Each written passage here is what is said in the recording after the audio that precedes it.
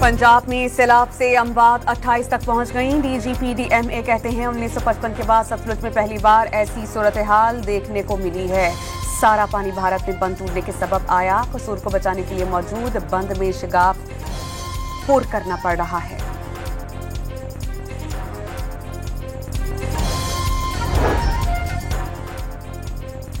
सैलाबी रैला झंग चिन्नौर की तरफ बढ़ने लगा। बंद तोड़ने के बाद पानी देही इलाकों में दाखिल हो गया है। दर्जनों गांव डूब गए। फैसलाबाद सरगोदा रोड पर पानी आ गया।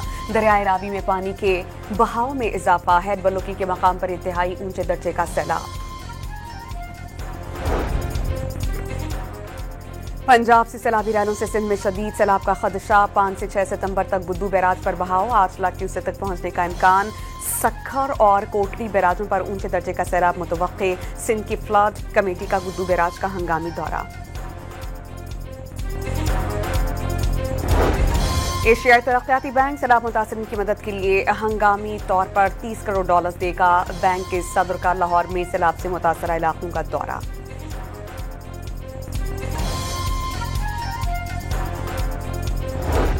लाहौर के इलाके कहना में आसमानी बिजली गिरने से 2 अफराद जाँ बहक। शेखुपुरा में मूसलाधार बारिश। रावलपिंडी और इस्लामाबाद के मुख्तलिफ इलाकों में हल्की बारिश का सिलसिला जारी।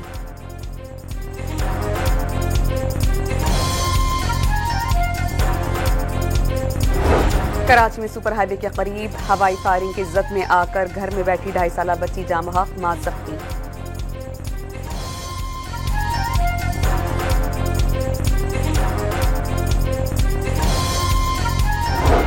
इस्लामाबाद में तुर्की के मुसल्लह अफवाज के यौम फतह की तकरीब। Chairman joint chief of staff committee general Sahir Shamshad Mirza की बतौर मेहमान खुसूसी शिरकत।